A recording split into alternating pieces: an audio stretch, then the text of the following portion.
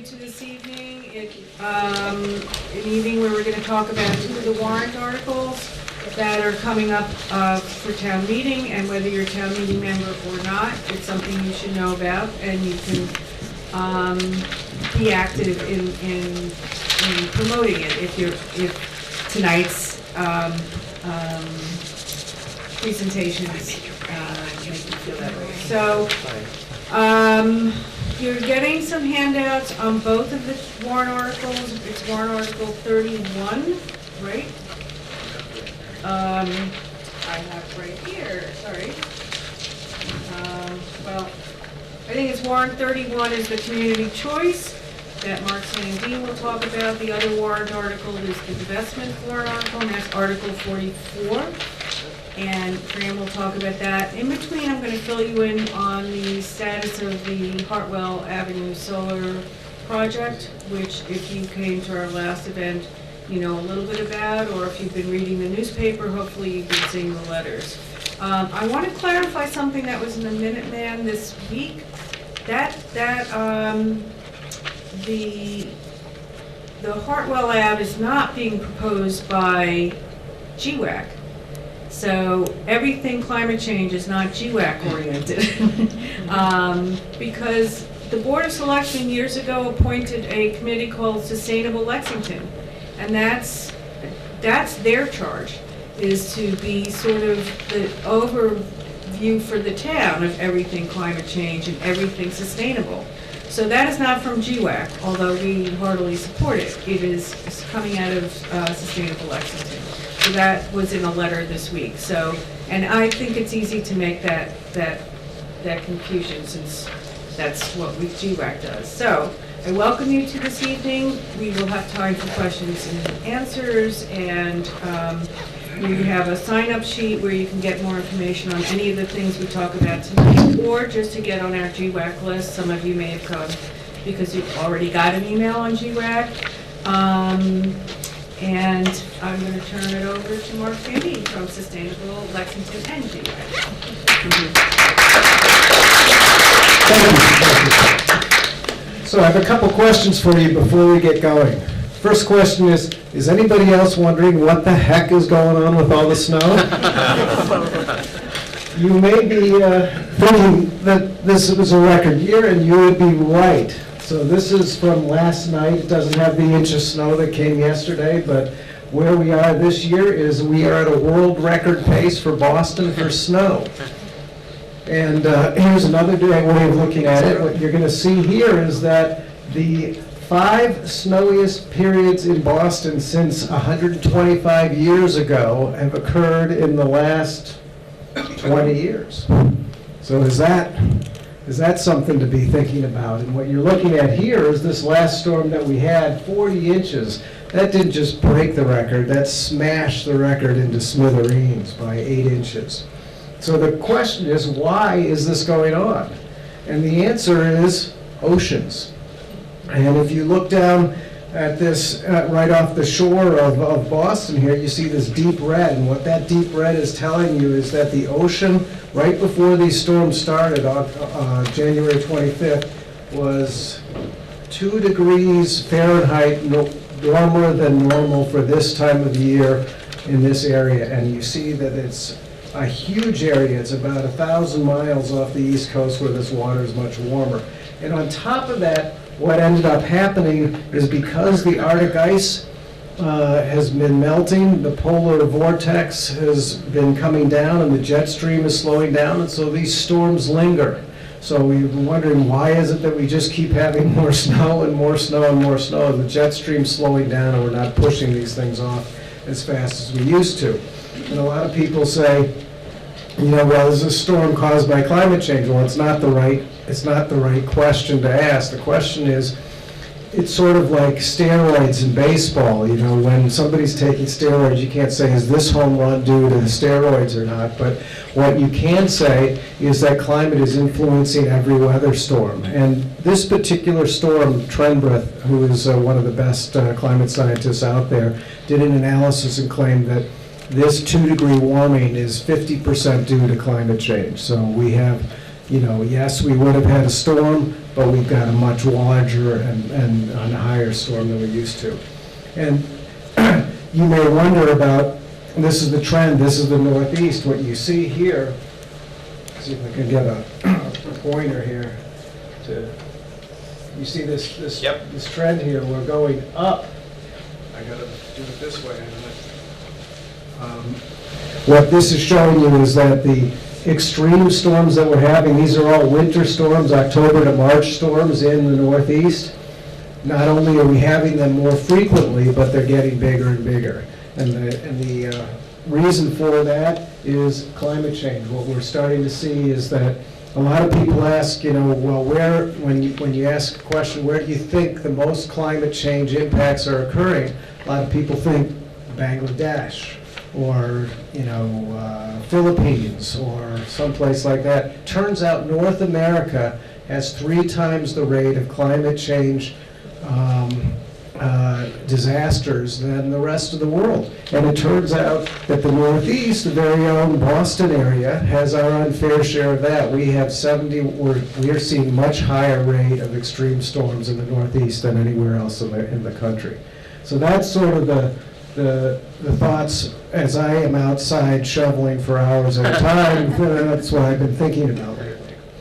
The other thing, this is a sort of transition to community choice.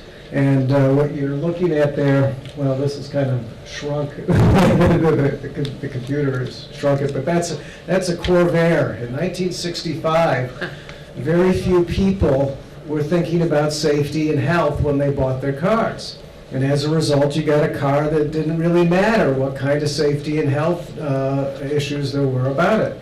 And today, this is a Chevy Volt. So a Chevy Volt comes standard with seatbelts, there's an idea, airbags, anti-lock brakes, with electronic skid protection. It has a lot of other benefits to it that you just couldn't get with the Corvair because people weren't asking for it. The Chevy Volt has a 5-star safety rating. We didn't even have safety ratings back in '65. So what's the thought? Back in 1965, also, if you went to the grocery store, you would find one kind of tomato. And that was it. There was just the one kind of tomato. And then people started asking, well, maybe I'd like local tomatoes because those ones in New Jersey taste really good. Or maybe I'd like organic tomatoes. Or maybe I'd like local organic tomatoes. And what ended up happening is that Wilson Farms and Whole Foods and places like that started servicing that demand that people had for healthier produce, for safer cars. And that's sort of where we are today. We're in 1965 when it comes to our electricity. Most people think that one electron is just as good as another electron, and they don't think about how they're made or what impact they might have on the climate or whether you're going to be shoveling a lot more snow if you buy one or the other. So that's what we're talking about today is community choice. And here's the situation we're in right now. What you guys know now as NSTAR is the monopoly provider of power, deliverer of power to all of our homes and businesses in Lexington. And what you may not know is that NSTAR does not generate the power. They buy the power from third parties, and those third parties are independent of NSTAR, and we actually can choose which source of power we want. But right now, what you see most of the power is fossil fuel based. And all of your power is delivered to you, the customer, via NSTAR. Now, NSTAR just changed their name. What we're talking about with Community Source, NSTAR has now changed their name to EverSource, right?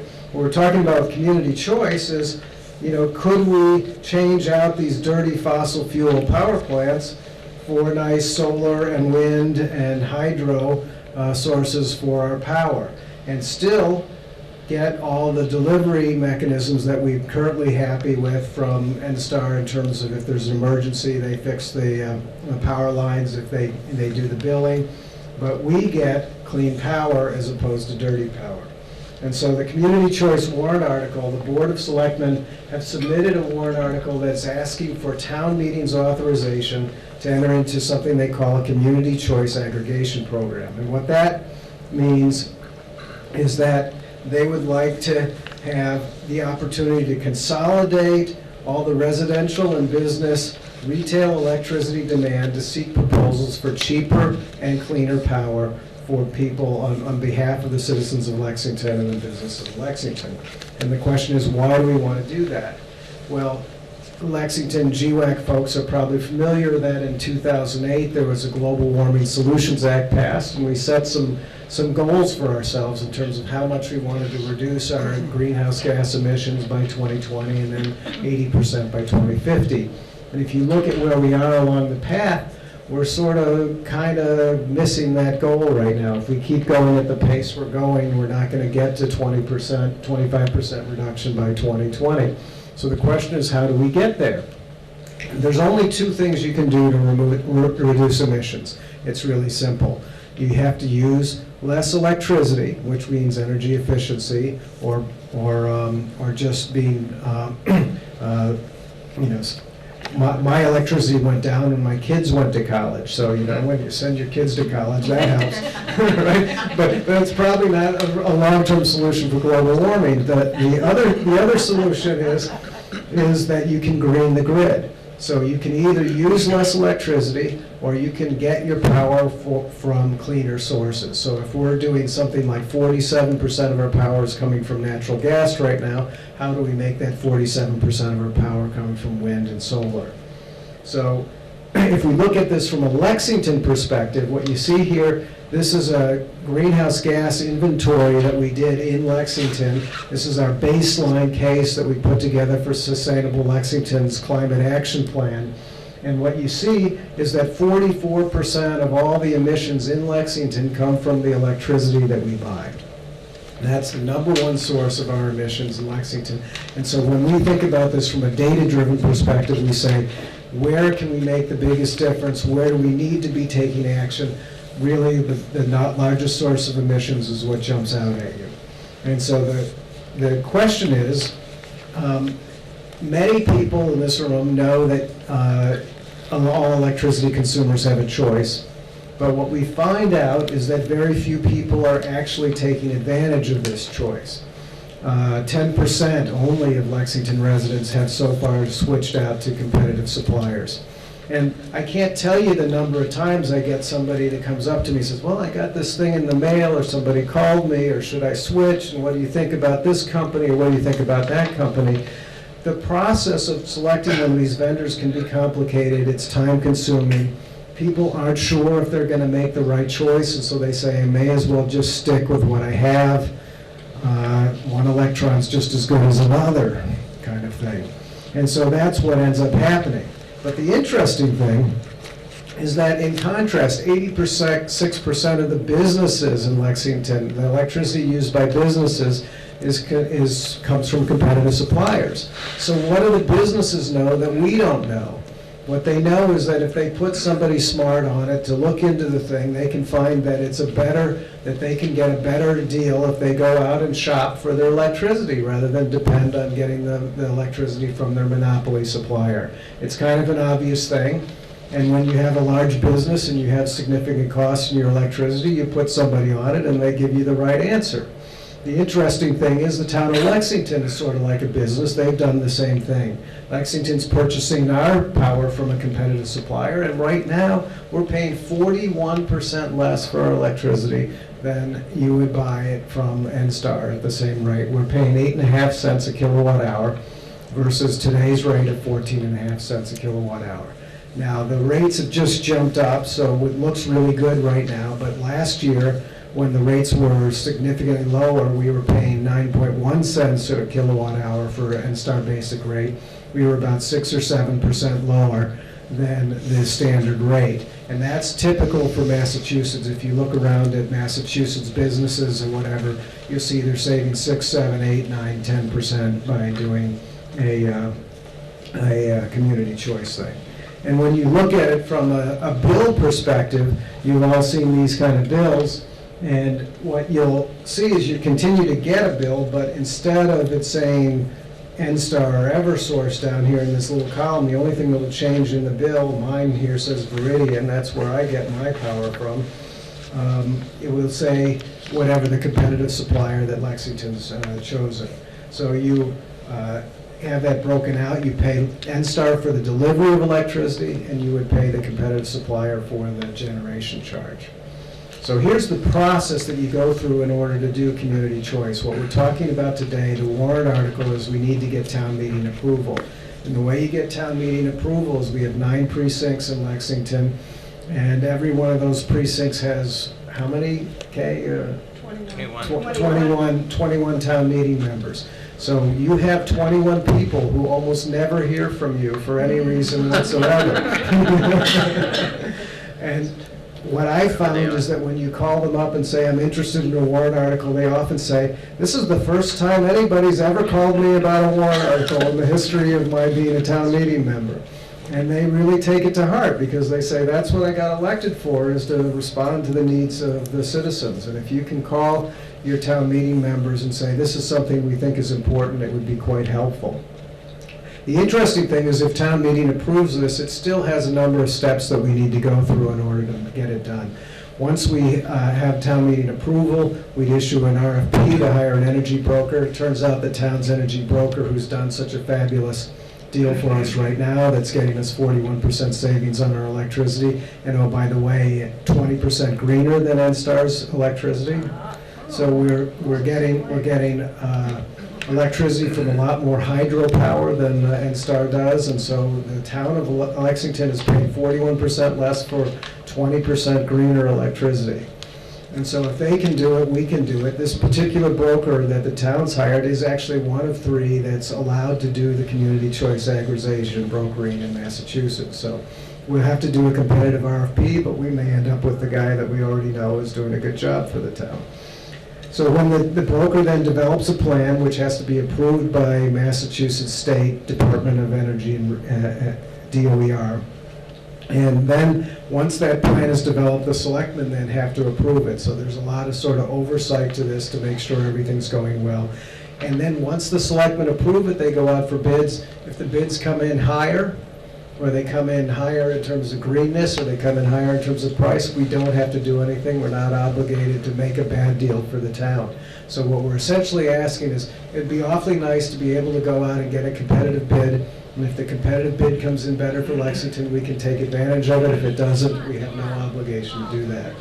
So that's really sort of the community choice. So my question to you is, would you like to decide? Would you like to have local control of where you get your electricity? Would you like to move to greener electricity? If you do, then I would ask you to support community choice. One question that I get all the time is people say, what if I don't want to participate in this program? Well, you can go back to NSTAR or Eversource or whoever at any time you want. You can switch to them. You can come back and forth. There's no penalties. There's no, time commitments. You can just switch back and forth. So this is why we like you to do it, because we think you can get competitive and often significantly lower electricity rates. But we're here because we care about the environment, and this is our transition to a cleaner and more efficient energy supply. And the nice thing about it is, because the town's going to hire smart people to look over this, we've got not only consumer choice but consumer protection, because we're going to have some procurement officers looking over and some smart people choosing the right supplier for the town, so that rates will continue to be monitored on an ongoing basis, and you can be confident that you're going to have a good deal on your electricity. So the next step is contact your town meeting members and ask them to support community choice. Thanks.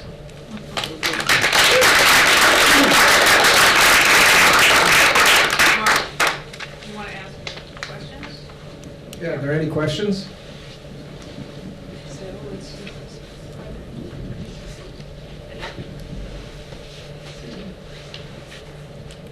Is this working? Yes, it is. Mark, will the Sustainable Lexington Committee be the committee working with the broker, or will the Board of Selectmen appoint yet another committee to handle the decision-making? What they have done is they've formed something called a Community Choice Task Force.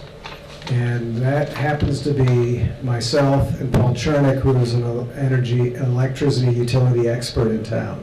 So he's on the Energy Conservation Committee. That's what he does for a living, is he manages utility stuff. If you want to know the gory, arcane details of forward capacity auctions, Paul Chernick is the right guy to talk to. So I would anticipate that the Community Choice Task Force would be the one that would be setting the evaluation criteria and overlooking the selection process.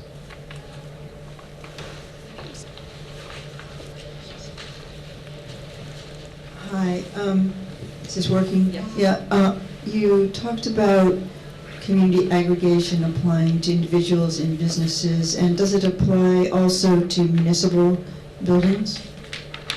So, a very good question. What it applies to, I should probably put this up here, let me see if I can get back there.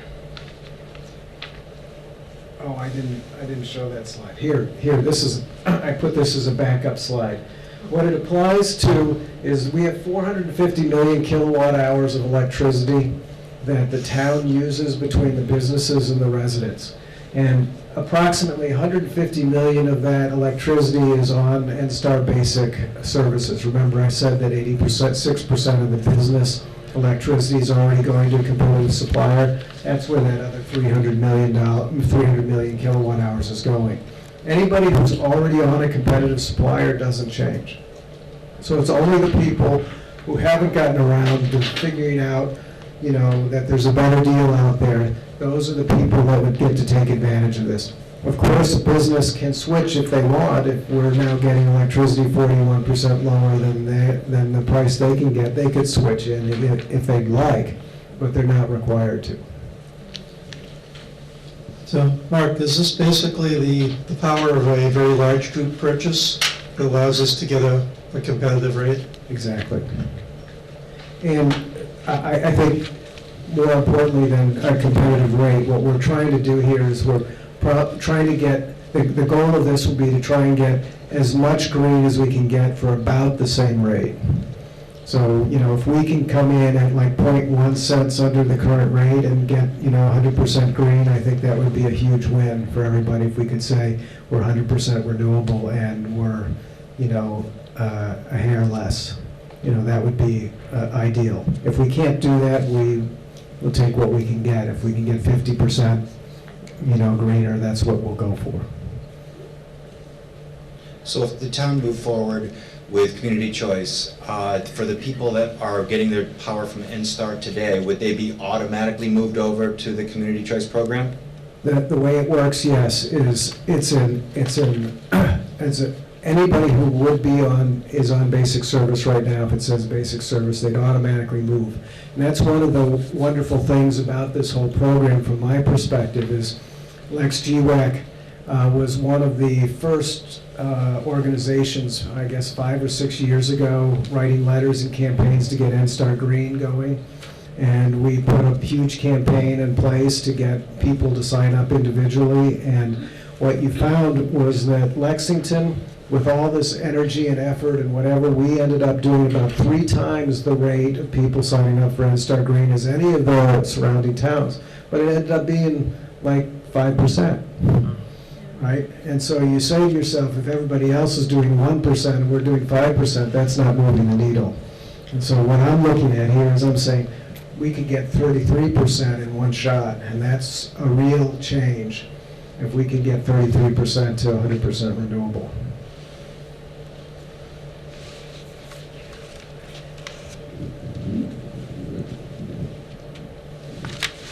Hi, I just wanted to suggest that if you keep track of when this is going to come before town meeting, one very effective way to persuade your town meeting members is to show up at town meeting and speak to the article.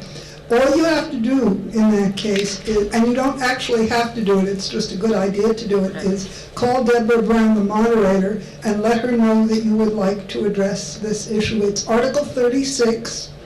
And, don't count on the articles coming up in any kind of numerical order. They don't. But the Minuteman will kind of be keeping track of when things are coming up. And I can tell you from experience, the town meeting does listen to citizens in the audience who speak. Yes, they do. And they appreciate short comments. Yeah, you're limited to 3 minutes anyway. Hi, I saw that a lot of the parts of the program are at no cost to the town, but are there some cost to the town at some point? No. No, the way this works is that the broker is paid out of the savings from the utility. So essentially, they're doing this all on contingency. If we don't choose a vendor, if they haven't brought us a good offer, then they haven't done a good job and they get nothing out of it. So they're doing all this at their risk, and they're pretty confident that they're going to make some money on it because basically, you know, they'll get 1/10 of a cent or something per kilowatt hour down the line if we do pick something.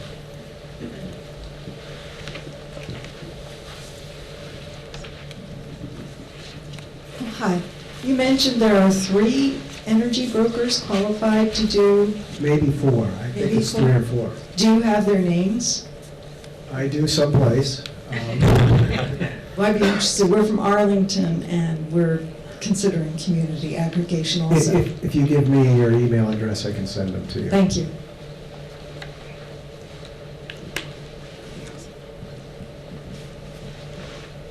All right, well, thank you very much, and turn the mic over to... I'm just going to add a comment.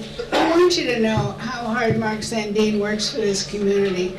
I mean, untold hours over the last few years on the Sustainable Lexington Committee. He's kind of, to me, an unsung hero.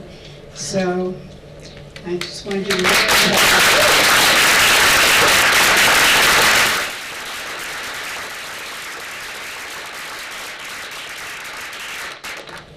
Our town resolution that we would like to see passed is pretty basic. It's one that's been used all over the Commonwealth. And actually, I want to introduce, before we start, I want to introduce Janet Lawson. Janet, can you stand up for a second? Janet is from Concord, and last year, around this time, Janet was doing exactly what I'm doing, trying to let people know what this resolution is about so that their town meeting could vote. And they overwhelmingly voted this in Concord. I also want to thank Janet very much because her presentation was so wonderful. We borrowed a lot of it for our presentation. So thanks, Janet, and your husband Bob as well. So what we'd like to do is to just do a little introduction about why we think this is important, why GWAC thinks it's very important, that our town meeting has a responsibility to divest from an industry that's destroying our future, and we want reinvestment in solutions to climate change. Now we're going to focus on the first part of that. First things first is to try to get out of fossil fuel in our town. We all know that we have a problem, that climate change is threatening the life support systems of planet Earth. Entire ecosystems will be at risk if we don't hurry up and do something about this problem. To date, our high-level decision makers, as you know, have done very little compared to the scope of the situation. So we're asking citizens of Lexington to take actions that will help address this urgent problem. Since the start of the Industrial Revolution, we humans have warmed the Earth about 1.5 degrees Fahrenheit, about a little bit less than 1 degree Celsius, mainly from the burning of coal, oil, and natural gas.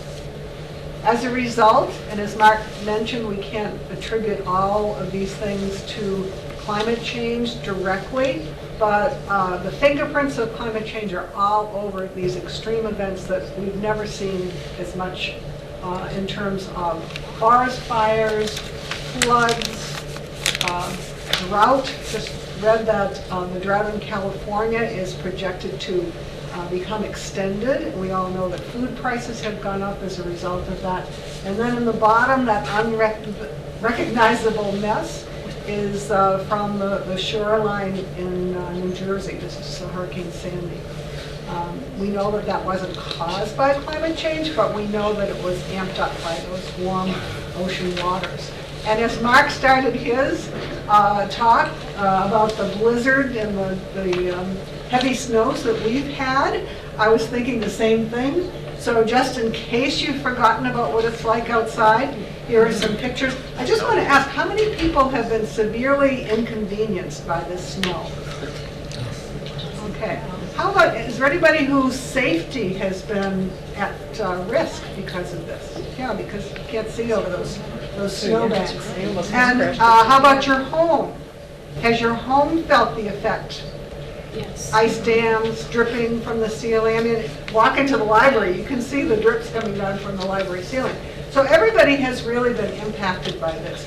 A lot of times when we talk about climate change, we think about, oh, it's going to happen in the future. Oh, it's going to happen to somebody else. Well, here we are. And because I was a science teacher for 40 years, I still am, I think. But anyhow, I think it's important, as Mark pointed out, to understand a little bit about what's happening. He had some great pictures about the warming ocean. We know that the warm ocean water evaporates and in much greater quantities than usual. And because of the changes in the weather system, we get these massive blizzards. Boston is in a sweet spot in terms of temperature. It's just enough so that if we get a lot of water coming in the winter, we have snow. We don't have rain, we have snow. And so we've had this terrific period of blizzards. Here's the same picture that you saw from Mark, but it looks like over a period of 50 years, we are 71% more likely to have very heavy precipitation right where we are now. Now, we're talking about the extremes of cold, but future-wise, the Union of Concerned Scientists is looking ahead and saying, if we don't do anything, if it's business as usual, we will have over, how many days? 24 days, over 100 degrees Fahrenheit in the summer. Can you imagine that? I mean, it's almost unbelievable. But if we just sit around and do nothing, that is what will happen. Now, today and in the future, there are people around the world who are suffering from climate change. These are some people in Bangladesh, the terrific floods that they've had there. And the thing is about this, they have had the least to do with climate change. We talk about climate change being the result of burning fossil fuels. These folks have got a very, very small carbon footprint, and yet they're bearing the cost. In Lexington, if you're cold or you have too much snow, you can do something about it. You pay somebody to shovel your roof. My neighbor paid $3,000 to have somebody shovel their roof. Anyhow, you can handle it. But people who live in Bangladesh do not have the financial resources. They can't move. They can't pay for food if their crops fail. So they are really in deep trouble. And I think we owe them because we helped to cause a lot of the problems that are resulting in their misfortune. So how can we stop this process? I just took this morning. I thought, this is perfect. How can we stop this chaos? So one big step that actually has been in process for quite a while, but now I hope, I pray that we're getting serious about this, is that we want world leaders have actually already agreed in Copenhagen to set the limit of climate change, of global warming, so to speak, at the level of 2 degrees Celsius. Now, for us, that's about 3.7 degrees Fahrenheit. And if you think that sounds like a very small amount, think of what happens if your temperature, 98.6, is raised by 3.7 degrees Fahrenheit. You are in trouble. You have a temperature of 102 degrees and you are sick. And that's what's happened to the planet. That's what will happen if we go beyond 2 degrees Celsius. We will really have very, very severe impact of climate change. So they're trying to keep the change to 2 degrees. Some scientists say that that's too high, but 2 degrees nonetheless. And the agreement was made, and now what we're trying to do is to get specific. So how are we going to reach that? There's a big conference that's coming up in Paris in December, and all the world leaders are trying to put together their plans, we hope. We've seen some agreements between President Obama and the head of China, the leader of China, and that is really quite hopeful, I think. But still, we need some very concrete steps to reach that level. Unfortunately, business as usual is something that often wins out, and you can see some of the impact of business as usual. I think that this might even be in Alberta, the Alberta tar sands. As we try to figure out what to do, we now know that we have 5 times more coal, oil, and natural gas in our underground reserves in the hands of fossil fuel companies than we can burn if we are to stay below the 2-degree red line. Now, we know that those fossil fuel reserves exist on the books of these companies. They count them as assets, okay? So if they are not able to burn those reserves, their assets decrease. So if you have stock in Exxon, you better be prepared. Exxon was forced by some shareholders to produce a climate risk report. A lot of companies are being asked to do this now. Guess what they said their climate risk was? Anybody know about this? Okay, they said in their report that their climate risk was 0. Because they assumed that world leaders would not have the political will to do anything about climate, to limit carbon.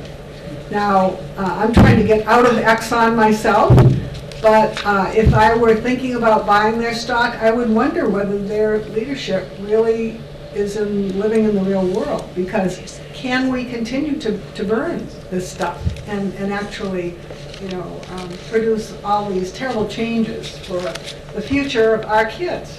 This is a big question for me. We know that the fossil fuel companies have poured money into exploration. Even though they have 5 times more reserves than they can burn, they are pouring billions of dollars into looking for more. Now, how ironic is this? They're looking in the Arctic. The only reason they can look in some parts of the Arctic right now is because due to their materials that they have found and we have burned, the Arctic ice has melted. So it's revealed a lot of other places that they can now explore. So it's just amazing to think about. In order to maintain their lifestyle as very profitable companies, some of the most profitable companies in the world, they spend a lot of money on lobbying. Now, why would they do this? Well, if they pay enough money to politicians, we all know about the problems that we have between corporations and our political representatives. If they spend enough money doing this, they can block action. They can maintain subsidies in these very profitable companies, and they can also reject subsidies for things like wind. So the wind production tax credit that was up for renewal last year, I think they renewed it by 3 months or something like that. And the companies that are trying to capitalize on wind power, on building wind turbines and siting wind turbines, they're going up and down, up and down. They can't stay in business when they can't count on the support for this. And even in the solar area, you heard Mark talk about, well, we have to do this soon, because guess what? Some of the supports for the solar industry are going away. Some of the rebates on a national level expire in 2016. And do you think with the Congress that we have now, they're going to be renewed? Not if these lobbyists keep walking up the steps in Washington. The other thing that they have done, which really, really rankles me, is they have paid organizations like ALEC. I'm not sure if you're familiar with ALEC, but it's sort of a lobbying organization. They have paid other organizations sort of under the table. We don't know, some of the funding behind this, but we do know that there is a concerted effort to put forward misinformation, even to the point, now I'm a science teacher, even to the point of writing curriculum that contains absolute misinformation about climate and trying to push it into state, education committees. Okay, in some, I think it's West Virginia right now, they're voting down the national science standards because they're, infiltrated by some of these organizations that want to cast doubt on whether climate change exists. So these lobbyists spend money to do that, and to try to keep the prevalence of fossil fuel companies in Washington, so that they will limit our transition to renewables. I mean, it's really slow going. So I hope this makes you mad, because that's the kind of energy we need to try to do something about this. Lexington has always been a leader. Here we are. Here's the pitch. So Article 44 is a proposal for the Lexington Town Meeting to be a leader in mobilizing action on the climate crisis by passing a resolution to divest from fossil fuels. 2 years ago, the Lexington Town Meeting, thanks to Mark's leadership, approved a resolution to, quote, consider climate change in all appropriate decisions and planning processes. So I think now is the time to have this consideration for making the transition from investing our money in our town on some amounts of fossil fuels and moving ahead into the future. We know that divestment, getting out of a particular investment for whatever reason, has been a very effective strategy. So we have a couple of things here. One is the anti-smoking campaign, where the tobacco industry, again, had lobbyists that spent a lot of money to cast doubt on the science and that sort of thing. Finally, when enough people died, they decided that they had to sort of pull back. And companies, organizations said, we don't want to invest in tobacco anymore. We all know the story about South Africa. Nelson Mandela proved that divestment actually worked, because when he was released from prison after the end of apartheid, he came to the United States. Did he go to Washington? No. Did he go to New York? No. His first stop was Boston. And the reason for that was that Massachusetts was the first state to divest from South Africa. He came because the universities in the area, the students made a strong pitch for divestment, and the trustees of the universities listened to them. And so we really took the leadership in that effort. And he said that when he was in prison, he heard about what we did, and that divestment overall, was sort of like a domino effect. The political leaders finally got in the front of the parade instead of holding to the back, and they started to take leadership, even in a Republican Congress. They overrode Ronald Reagan, and they voted to withdraw from with South Africa. So divestment works. We're talking about statewide divestment as well, so as part of our resolution. And does everybody have one of the handouts, by the way? Anybody would need the handout? If you don't have one, they're on the table like that. The resolution has a second part of it that requires that the town advise the state pension board to also divest from fossil fuels. Now, I need to tell you that my pension as a teacher comes from the state pension board. And I know I depend on that, that's my income, but I really do not want to have my income made on the backs of the future of my grandchildren. So we also want to have divestment at the state level, and I'm not the only one. There are many organizations, Mothers Out Front, 350 Mass, many college students are all anxious for the state to divest. We have support. All 5 of the Democratic candidates for governor recently said that they were in favor of divestment to various degrees. But we also have support from Ken Donnelly and Jay Kaufman as well. So divestment is not a really unusual, very radical situation. It's been going on for a long time. And as somebody pointed out, stockbrokers do this all the time. They get out of certain stocks and they go into others. So, what's the big deal? So what we would like to do here is not, put handcuffs on our town financial officials. We do want to have a resolution that will urge them to do the right thing, in our view. So here's what we're asking. Number one, we want to find out how much fossil fuels show up in Lexington portfolios. We want an assessment to be made. When I talked with Alan Fields, who is a very capable financial person, he told me that most of our money is in mutual funds. With the public trusts, that's a separate group in town, they weren't entirely sure because a lot of their, well, I think both for the pension fund as well, but the money is being held by financial managers, and so they choose the managers, but they don't necessarily choose what the funds are. But there's no screening, as far as I know. We do want to get an idea of what they are doing. We would like to, if they have any direct holdings, I don't think they do, but if they do, we would like to see those sold within 5 years. So this isn't like, tomorrow they will drop everything. No, this will take a while to happen. We definitely don't want them to buy any more investments in fossil fuels or mutual funds that have fossil fuels in them. And then in regard to the mutual funds, we would like the town to notify the managers of mutual funds that we want them to be divested from fossil fuels. Now, I imagine there'll be a little discussion back and forth on this, but unless people ask for this, the fund managers are not going to do it. And we know already that they're getting requests because there have been a lot of funds that have been set up. I also want to thank Amy Kaiser. Can you stand up, Amy?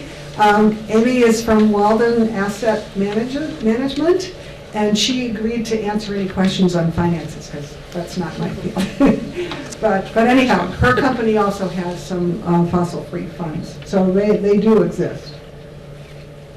We do want to have the town support the statewide pension divestment. As we mentioned, we want copies of the resolution, if approved, sent to all our national and state representatives. They really need to hear from us citizens that we're interested in doing this. And then we would like to have a report back annually about, how are things going? What's the progress in terms of divestment over a period of 5 years? As far as I can tell, the retirement system has about $138 million in it now. This is the retirement system that would be supporting police, firemen, municipal employees, not teachers. Teachers are through the state.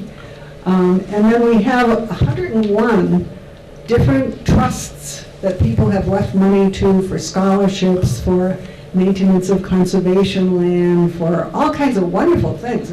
You really should read the town report. Anyhow, a total of $11 million. So this is what we're talking about here. I mentioned that in the resolution, which if you really want to read a long, wordy document, the actual resolution is in your packet, and there are a lot of whereases and wheretofores, but this document actually mimics the document that's been approved, and we'll see in a second. Concord is an example of a town that approved it. It's a growing movement. There are many towns that have approved divestment. Now, it's not to say that they actually have divested, but they have approved a resolution to say we want to divest. You can see that this is nationwide. It's actually worldwide. Recently, the country of Norway, the largest sovereign wealth trust fund in the world, divested from a whole bunch of coal stocks. So, they think this is a good idea as well. 38 cities, 23 religious organizations, including the World Council of Churches. I think that's the largest organization of churches in the world. 25 colleges, 19 foundations, including the Rockefeller Family Fund. Now that's kind of ironic because they made their money in oil, but they decided that they should also divest from fossil fuels. You might be wondering about Massachusetts. Massachusetts, I'm proud to say, is the #1 state in the country for towns and cities that have divested. So all of the cities and towns that you see here have approved resolutions very similar to the one in Lexington. Now, how many people drove here tonight? I did. Okay, so here's one big objection. Oh, we can't do that. That would be hypocritical. Now, I laugh about this, but this is the argument of Drew Faust from Harvard. It's the argument from Father Leahy from Boston College. And what they're saying is, well, you can't do anything because you're involved in it. Well, sure we are, but who's keeping us involved? You know, I think it's about 6 or 8 years ago, there was something that said that the electric car, the plans for an electric car were actually purchased by one of the automakers in Detroit and filed away in some drawer somewhere because they didn't want competition.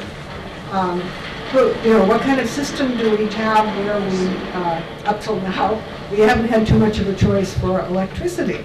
All of these things are actually systemic choices. So as much as you can change your light bulbs and put insulation in and things like that, which you definitely should do, this problem is so big that we really need a big solution. We really need a systemic solution. So this is one of the reasons why we are looking at divestment. This movement for divestment is the fastest growing movement that people have seen in forever, I think. So I know also because I'm working with some students at Boston College, and I'll tell you, those kids are very motivated, even though the president of their university has said, no, no, no, they have not been deterred. They're going to keep moving on. So, divestment is risky. So here are some of the objections. It's hypocritical, which it isn't, because we're locked into some of the ways that we have to live right now. Divestment isn't risky. We don't need to freak out. Now, I hope you can see some of this. I know it's not very clear, but we have, this is from MSCI. Now, the MS part of it stands for Morgan Stanley, because this company was started by Morgan Stanley. I'm not sure if they're still connected to them, but I mean, it's a pretty, middle of the road company, not something far out. What they did was they looked at some Morgan Stanley All Country World Index, and they took carbon investments out of it. Okay, and they went back and they looked to see how all of this did as far as the returns. And so they plotted this on a graph, and I don't know if you can tell the difference between the blue and the red. Most people can't, because there really is very, very small difference between the payback from these different collections of stocks.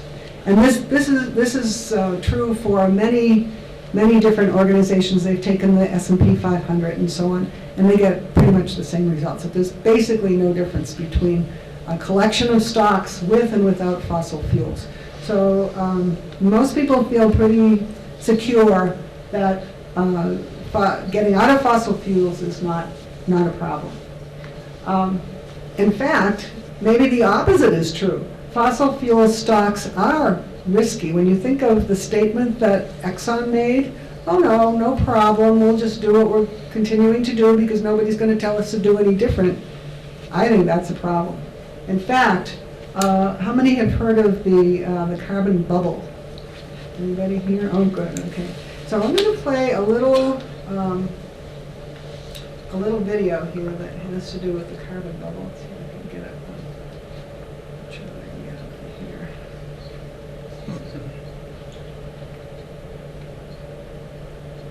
Okay. Now I tune your ears up because this is sort of British English, but. As we burn oil, coal and gas, the world is getting warmer. And to avoid the worst impacts, nations have agreed to limit global warming to 2 degrees Celsius. The latest analysis suggests that to meet this target, global emissions need to remain within a carbon budget of 5 to 900 gigatons of carbon dioxide by 2050. That's far less than what would be emitted if all the world's current oil, coal and gas reserves were burned. Even with an optimistic rollout of carbon capture technology, most of these reserves are unburnable.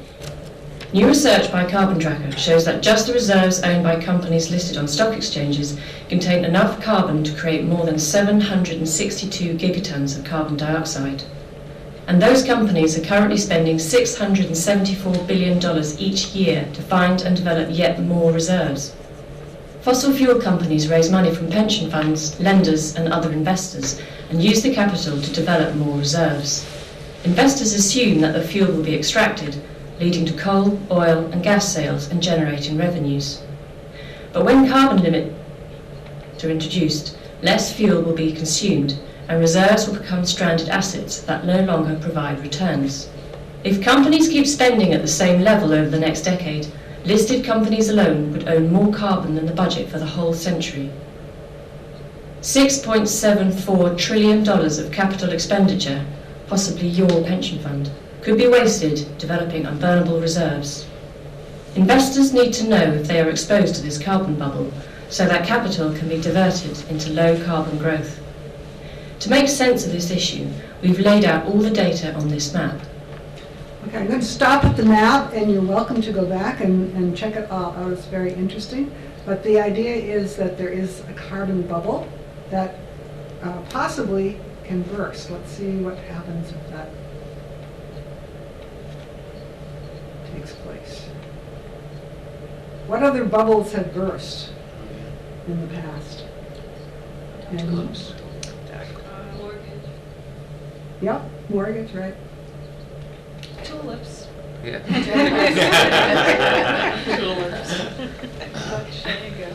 Well, here's a graphical representation.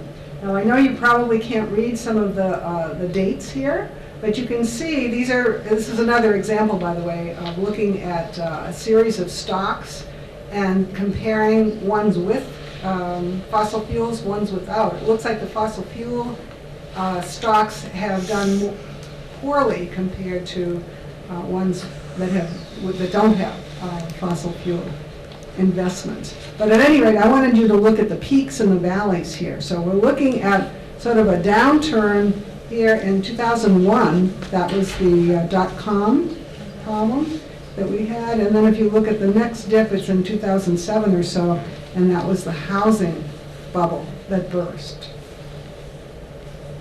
So if we look at these sort of graphically, here's our dot-com sort of overextension of these investments here, overvalue, and then the smaller circle is how much they really were worth. Here's the home equity bubble, overvalued, big and fat, and here's what they were really worth. But look at this carbon bubble. This is quite amazing. This is the valuation of those carbon reserves that are underground right now and on the books as assets. And then here's how much they'd be worth if there were a price on carbon, which actually even BP and I think Shell just a few days ago came out with a statement that said that they needed to have a price on carbon. Now that's kind of unusual from fossil fuel companies, but even they acknowledge that we can't keep going the way we are. So if that happens, what's going to happen to the value of the stock that we have in fossil fuel companies?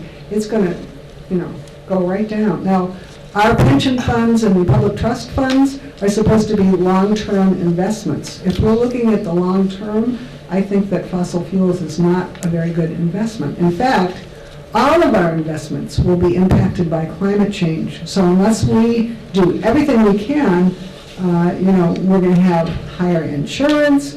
We're going to have problems with our homes, and especially if you live along the shoreline with your real estate values, really going to go down. Healthcare, Kay pointed out, we have high degrees of asthma in Boston, partly because of the burning of fossil fuels. Healthcare, we have dengue fever is a mosquito-borne disease that was never seen before, I think, in Florida. They're beginning to see it now because the mosquitoes that carry it are starting to move north because, it's getting warmer and warmer and warmer. We've already seen an explosion in ticks. I think most of you have probably had that experience here, again, because the climate is changing. Agriculture, food is going to cost way more if that drought continues in California. So already, almost all of our investments are going to be impacted by climate change, so we better get on the ball. We do have solutions. Some of them aren't quite ready yet, but many, many of them are. if we have smart use of the grid, invest in some of that infrastructure, continue our price supports for wind and solar, we will be moving ahead to this solution. Actually, some of these technologies are almost ready to move without that price support as well. But we do have to have the political will to say we need a renewable future. We don't need to do what we've always done and invest in fossil fuels. Michael McGinn, who is the mayor of Seattle, where they did divest from fossil fuels, says we are the first generation to see the effects of climate change, and we're the last generation who can do anything about it. So divestment is a financially and morally responsible decision. That's our GWAC position. For those of you who know somebody who was from the World War II generation, I think I was like 3 years old or so when this was going on, but within months of the U.S. getting into the conflict, within months the whole economy turned around and everybody was on board to try to achieve the goal. This is the kind of wake-up call we need now. We need a groundswell of people to say we have to do this. So if I just put this at the top, when you get your prospecti in the mail, those thick things that come, they always say past performance is no guarantee of future results. Now, we've been talking about fossil fuel performance in the past, the basket of stocks that you have. It performs a certain way, and if it doesn't have fossil fuels, it's pretty similar. Okay, so we're talking about past performance. If you're choosing a stock to buy, a lot of times you want to see how it's done in the past. But truthfully, that isn't any guarantee of how it's going to do in the future. And if you think about it, what kind of future are you betting on? Are you betting that all the fossil fuel that is underground is going to be burned by somebody? The companies are going to be pulling this out of the ground and making profits from it? Or are you going to bet on a future where we are going to say, stop, drop, and roll your investments over into renewables? So we need to look at the legacy that we are leaving. Here's our planet Earth. We know that it's the only one we have. We know that we have a very short amount of time to make the changes necessary. And we know that it's very important for all the people that we love. And I just want to point out the top two on the left are mine. So this is a reason that this is what I'm doing now, because I think it's the most important thing to do. So I hope you'll join us at LexGWAC. Contact your town meeting member, tell them how important this is. Some people think, this is just a symbolic effort because there was many have-tos because it's a non-binding resolution, but it's a very important message to send to them. Just like with the solar panels at Hartwell Lab, just like the electricity that we want that has a higher degree of renewables, it's up to us because others aren't doing it. So please join us. We have some time for questions, but while we're doing that, there should be a clipboard that can be passed around. If you're interested in hearing, like, for example, when is this coming up at town meeting, or you're interested in more information about the divestment campaign at the state level, or, maybe you want to join GWAC if you're not already a member. And by the way, how many people have heard about this presentation tonight from a GWAC email? Okay, quite a few. Anybody saw it in the newspaper? Something about it in the newspaper? Okay, personal invitation? Some people. Okay, great, thank you. So if you're interested, sign up. Now we have some time for questions. Fran, can we hear from Amy at all about, no? Oh, sure. Yeah, Sure. sure. Is there a basic? Amy, why don't you come up and say? Your experience with green funds, say. Absolutely. So let me give you a little bit of background. And so I work for Walden Asset Management. We are a division of Boston Trust, and we are a socially responsible investment manager. And 15 years ago, we had a client come to us and ask to divest for fossil fuels from their portfolios. So for 15 years, we have been running fossil fuel-free portfolios. I did put a fact sheet at the back of the room. We have had a successful track record at beating our indexes over that time period. Very often there is a pattern to the stock performance, and the stocks of the oil companies tend to follow oil prices. And so when oil prices are rising, it can be hard to keep up with that. But when oil prices are falling, like we saw recently, people who own fossil fuel-free portfolios over the last 6 months have been utterly thrilled with their performance. You can do it thoughtfully. The way that we generate our results at Walden is we look at other areas of the S&P that we can invest in that will replicate that performance. Because there is a fiduciary obligation, especially for pension funds. They are opening themselves up to a liability. They need to do what they feel is best for their pension holders. So it is something that needs careful consideration, but from what I have seen, you can do it successfully and provide that performance. Amy, can you just comment on active versus passive management? There are a lot of, we've heard the argument many times that we can't divest because we're indexed, and that generally, that there's a belief that that indexing will do better generally. If you could just talk about those two. In other words, in the fossil-free Can you fund. get Mark, Sure. put it in the mic, otherwise the I'm TV sorry. doesn't pick it up. Push the red button. Red button at the very bottom.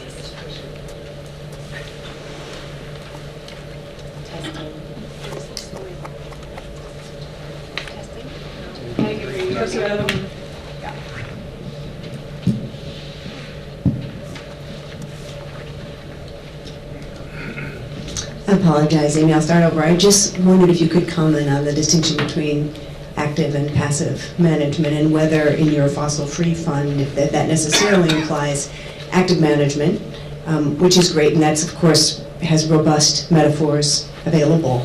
If we want to be passive, we've been passive, and we saw where that got us. But I think there's a myth, there are some people who would suggest that generally active funds don't do as well as index funds, and maybe you could just comment. That is a robust debate, and really what is at the core of the issue is fees.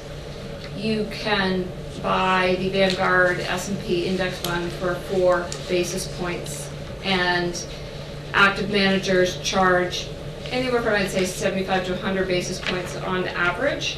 And so that means they have to beat the index by that much to make up their fees. And so that's why there is a big movement towards index funds. The data does show that over time, most active managers do underperform the indexes. But what active managers do is they provide the ability to customize your portfolios. At Walden, we offer screens on environmental, social, and governance issues. We have our basic screens that we apply to all portfolios, and then we can customize screens for any client's wishes, fossil fuel free. That's how we started with that. There are not any index funds that I know of yet that are offering fossil fuel free, but given the demand, there will likely be some. I have to stick up for active management because that's what they do, what I do. And, I'd say another big benefit of active management versus passive is the ability to manage risk.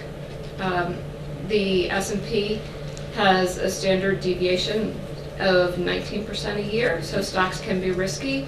For pension funds, they really need to consider the variability of funds because you are drawing from that. So there are some reasons to go with active managers.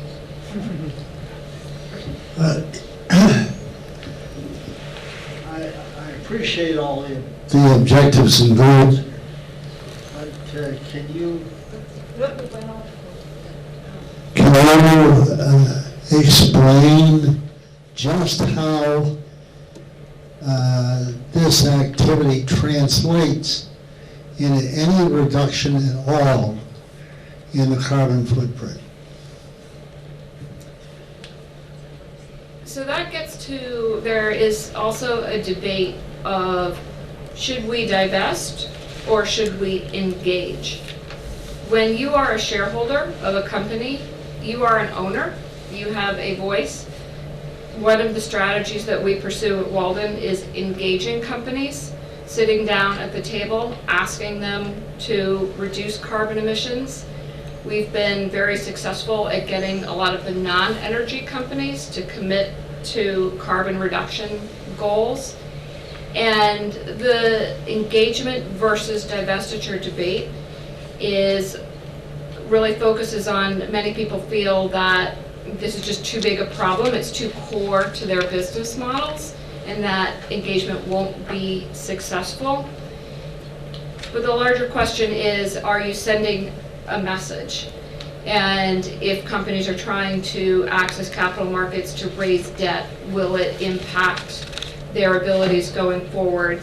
It's tough to say. You know, in apartheid, divestment was extremely successful because companies, for instance, it was really Motorola who got that started.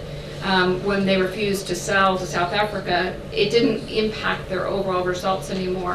Energy is a bigger problem, but it does, by investors divesting and by investors being active and engaging their companies, it continues to draw attention to an important issue.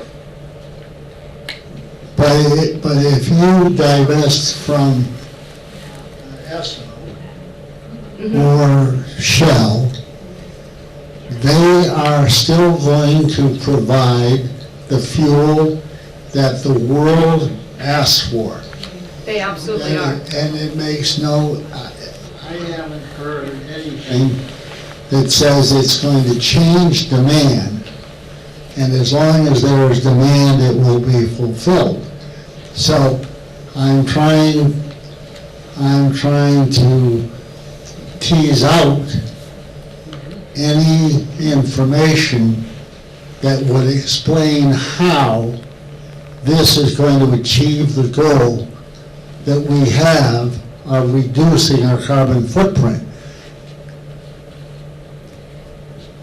I would say that it is another voice, and it's people speaking up that gets the attention of politicians, of companies throughout the economy, of how important it is. You're right, they will go on doing this. Philip Morris is still in business. Their stock has actually done very well producing cigarettes. So there's no reason to think that this is going to stop Exxon from doing what they are doing. But it does raise the question of, are they looking at their risk levels? Are they looking at the potential for stranded assets? And what are they doing to potentially mitigate those risks? And so it's a small increment in what has been a long battle. Excuse me, I would just like to comment.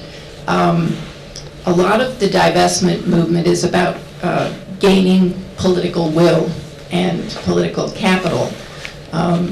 Fossil fuel companies, you may think, well, everybody needs it. Are they interested at all in their image? Look at all the advertisements you see on television about America's energy future with fossil fuels. They know that they're vulnerable. If people start saying, we can't allow this climate thing to get out of hand, there will be a price on carbon, and that will change the economic equation. So divestment is really important. And some people, you know, this recent drop in oil prices, some people, we don't know exactly why Saudis are opening the taps, but some people have said it was the hottest year on record. They're sensing mounting political will to do something about climate change. And so they're saying that a lot of the rationale for them is they don't want their assets stranded. They're just going to sell their oil while they can. So I think divestment, you look at the amount of press that it's been getting lately. It's in the papers everywhere all over the world all the time. And that's a big change from even last year. So.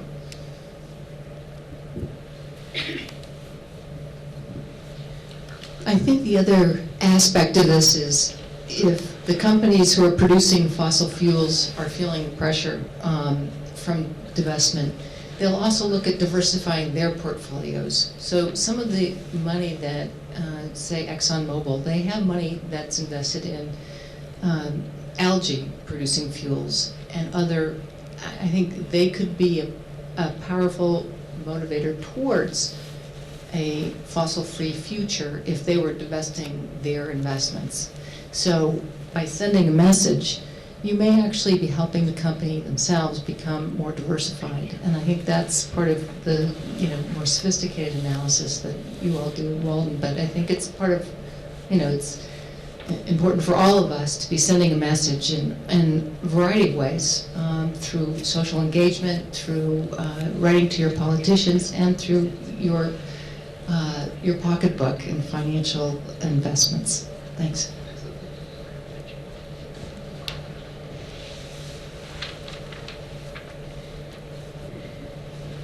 Is it practical at an individual level to do, say, if there's a S&P 500 fund is 10 sectors like utilities, healthcare, so forth and so on, is to buy exchange-traded funds in those particular sectors and omit energy? And do you know if there's an energy fund that's divested of fossil fuels? And what I'm concerned is you could replicate the S&P 500, but will you get crushed in brokerage fees and stuff trying to do it? So there are sector ETFs that are available, and you could assemble a portfolio that just does not include the energy sector.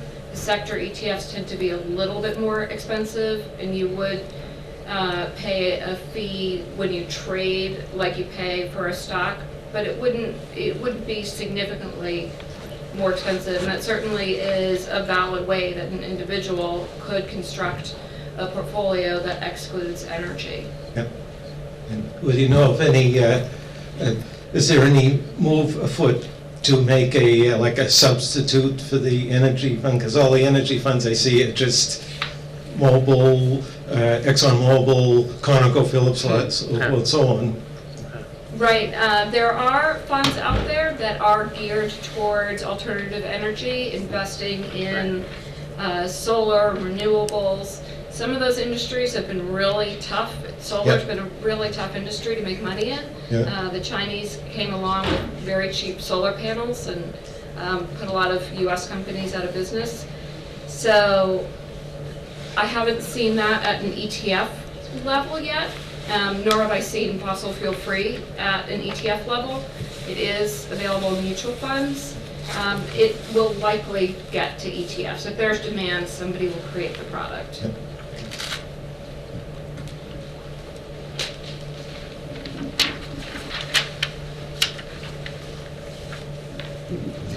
Yeah, just a few thoughts. I really agree with what the two women said in the back. I think there's no question about the impact this is beginning to have, and it's shown through a couple things. One is the advertising.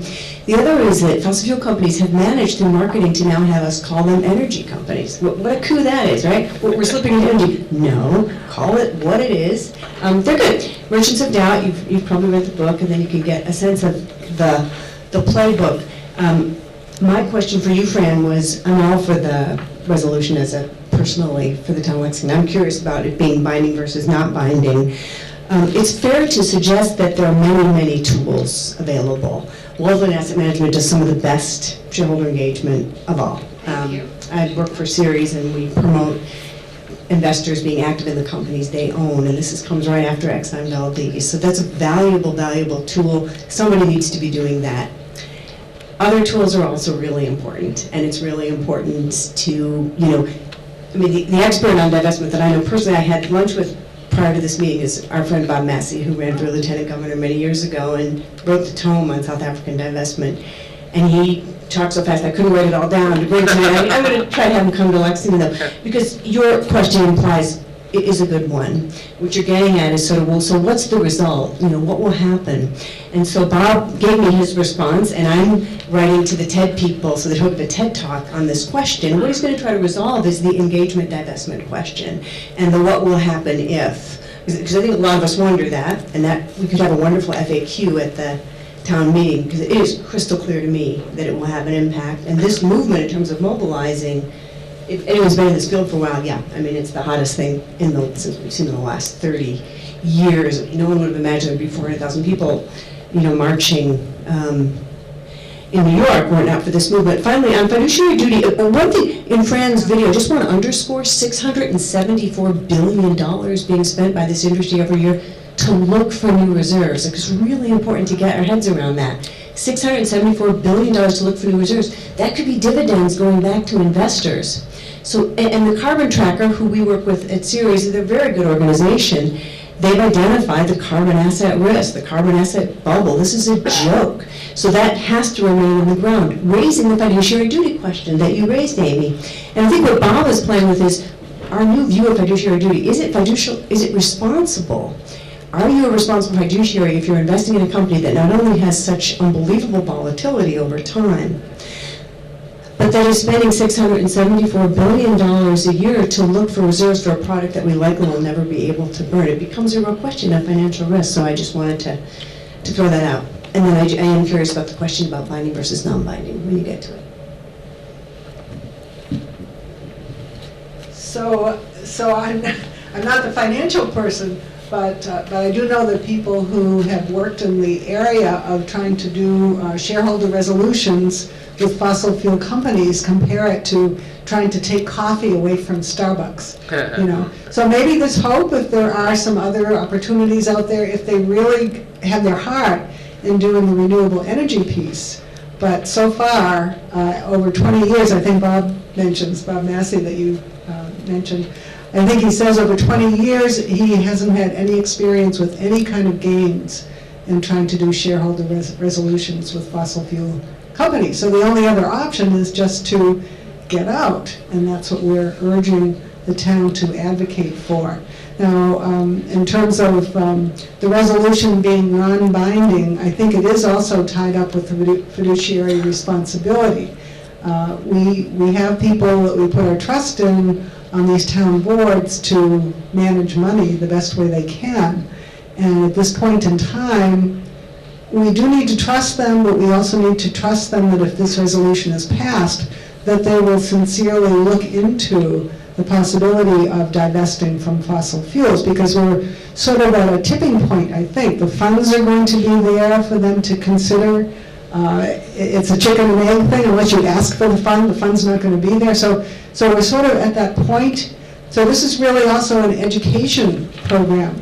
And by having a resolution come to town meeting, what did you say, there were 15 town meeting members for every precinct? 20, okay. So there will be that many people who will be considering this seriously, as well, we hope, as their constituents. So we're hoping to get information in a minute about this as well. It is very important for people to know the impact of the fossil fuel companies. And of course, the impact wouldn't be there unless we burn the stuff too. So we do need to consider our own impact fossil fuel footprint as well. So the direct connection maybe not as concrete as you would like to think, George, but the indirect connection in terms of people's image of the fossil fuel company, we hope that's what's going to change. Young people coming out of business schools maybe, influenced to not go into that business if they see people saying, what do you mean, fossil fuel companies, what's the future for them? So, it's subtle, but I think hopefully this is a movement that many people will take up, and hopefully in the end, like Nelson Mandela, somebody will come and thank you for supporting fossil fuel divestment. So if there's no other questions, we thank everybody for coming, and we hope we'll see you again. Stay warm.